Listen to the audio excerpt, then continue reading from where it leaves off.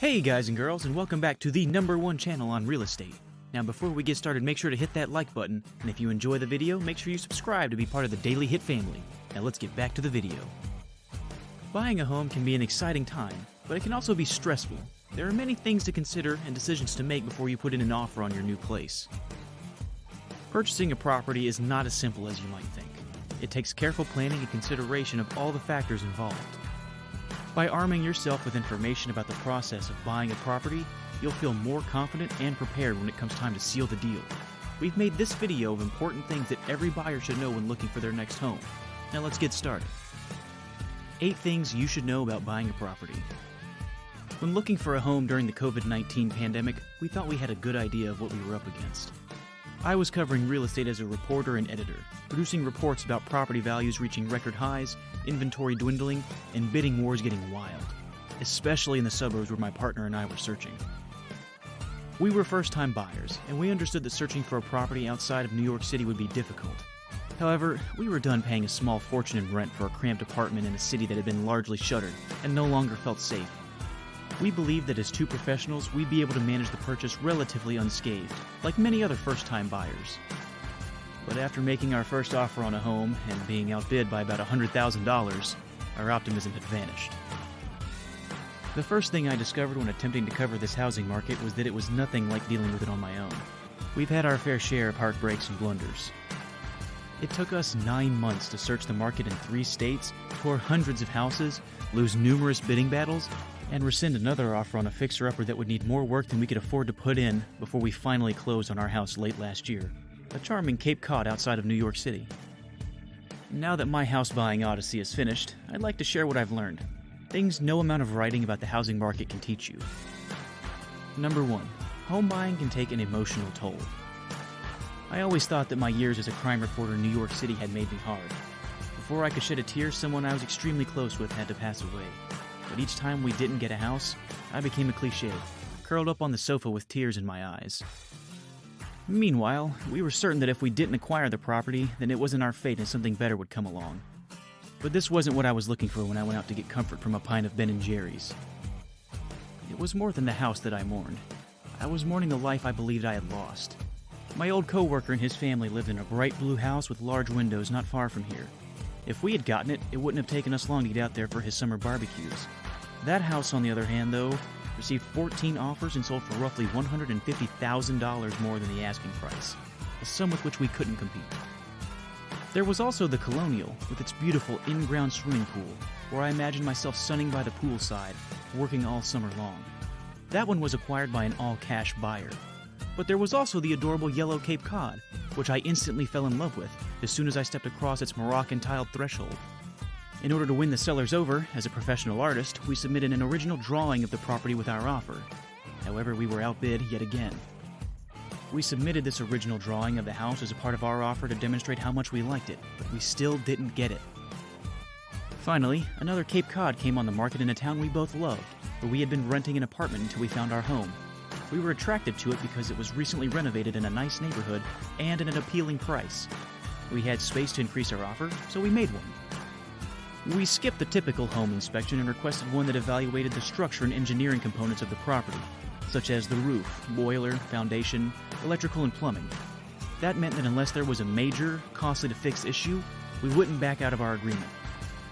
Our real estate agent was able to get us a mortgage lender that could accept an all-cash offer as quickly as possible. That aided our bid, which was one of the 6 accepted. My takeaway? Don't give up hope yet. It was only after our 4th bidding battle that we won the prize.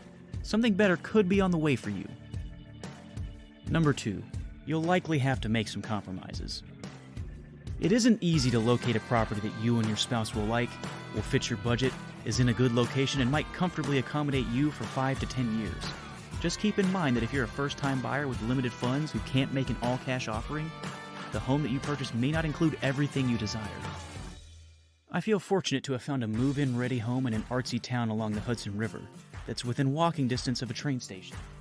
However, it doesn't have a garage, which will not be pleasant when it snows, central air, or a huge backyard for our dogs to run around. Not having a big yard had been a deal breaker at first. However, the previous owners had converted a small portion of the plot into a flourishing garden. leaving room to add a deck without sacrificing much green space. So we decided to compromise. We'll get central air eventually, and we've already incorporated a nearby nature preserve into our dog's daily strolls. Plus, this summer should be a breeze when it comes to mowing the lawn. My takeaway? Make a list of everything you absolutely need and would want, but be open to readjusting your lists, especially if you can add or fix any perceived shortfalls down the line. Number 3. Buying a home can be terrifying financially. This one really hit me when I came down from the high of having a house within our grasp. Every person we spoke with who had recently acquired a home described feeling in the middle of a financial crisis. We were not alone. We were giving an attorney who we just met a considerable sum of money for escrow within a few days of accepting our offer. We'd been saving for years to acquire that money. While we thought this property was a good long-term investment, we weren't wealthy and didn't have any family help. This money represented years of deprivation and side projects in addition to our full-time employment, and the bulk of it would soon be gone. Not only that, we were about to commit to 30 years of fixed-rate mortgage payments. We had to run the numbers and know almost down to the penny what we could afford if we wanted to continue on vacation, save for retirement, and manage our finances if one of us lost a job. And while we would pay less each month than we did for a previous rental apartment on Manhattan's Upper West Side, we would be quickly trapped in enormous debt. If something went wrong, we wouldn't be able to just move to a cheaper apartment. My takeaway? Don't forget to take a deep breath. The panic of laying out so much money will eventually pass, as long as you've done your research on locating a property within your budget. Number 4. Don't settle for the first mortgage you're offered. Once we were accepted, the clock was ticking on getting a mortgage, and interest rates were increasing at a rapid pace. So we were upset when our major bank only gave us a so-so interest rate, despite the fact that our lender wanted us to pay thousands of dollars in points in order to secure it. You may also use points to lower your mortgage rates. Our friend urged me to shop around since mortgage lenders frequently compete for better deals from each other.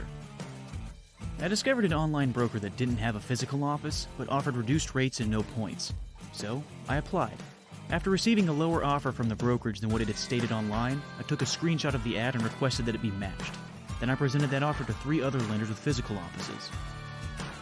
It was tough since we needed to secure a lender quickly, but I knew this would save us hundreds of dollars in initial fees and thousands more over the term of our loan. 2 of the lenders were able to match the offer, which I was grateful for. We went with the lender at our bank since we liked them and because they gave us a far better deal than they had at the start. My takeaway? It's definitely worth shopping around. Number 5. Don't move money around, close bank accounts, or buy a new iPhone. After we had been pre-approved, one of the most miserable aspects of the home purchasing experience was the mortgage application procedure. It felt like we were being financially stripped and then condemned for every financial transaction we had made. We knew that I didn't need to open a new credit card or make a major purchase, but I didn't realize that moving money between bank accounts to fund the down payment was a problem. I even made the mistake of closing a bank account that we used only once in a while.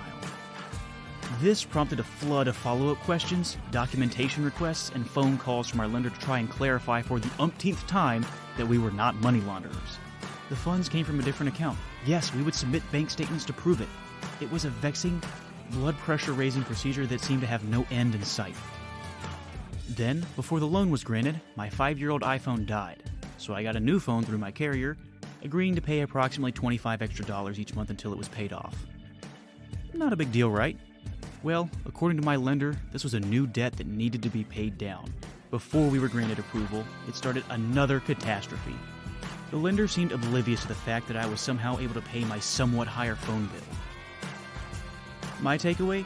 Consolidate the money you plan to use for your down payment and closing costs into one bank account before you start looking for a house, or 2 if you're purchasing with a partner. Whatever you do, don't finance anything, even if it's little, before your mortgage is paid. Number 6. Property taxes can add quite a bit to your monthly mortgage payments. We were concerned with things like square footage, curb appeal, and living in areas within walking distance of restaurants, entertainment, and train stations when we first started looking for places to live. Property taxes, on the other hand, became a lot more of our focus. We were surprised to find that depending on the amounts, similarly priced houses might cost significantly more or less each month. The New York City suburbs are well known for having one of the highest property assessments in the country. Taxes may easily raise the monthly mortgage payment by $2,000 or more for for a modest, older starter house on a small lot. In comparison, I have relatives in South Carolina who pay less than $2,000 per year in taxes. Even more perplexing, many towns have varying tax rates. When homeowners make expensive modifications to their homes, they're subject to higher taxes.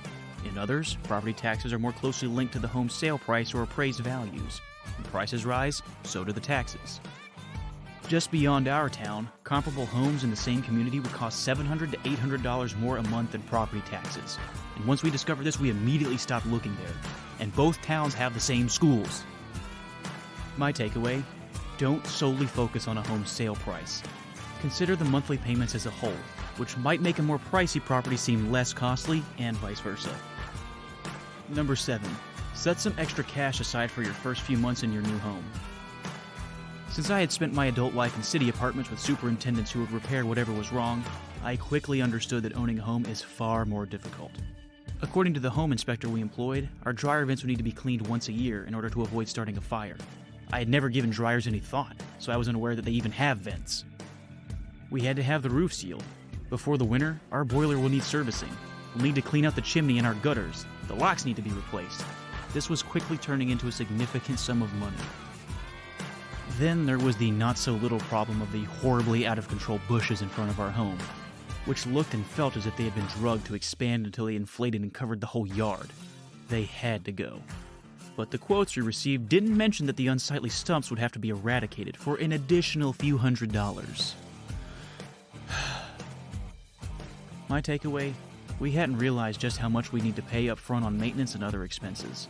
Set some money aside in addition to the ones you're aware of, such as closing costs and furniture, for these unforeseen expenditures.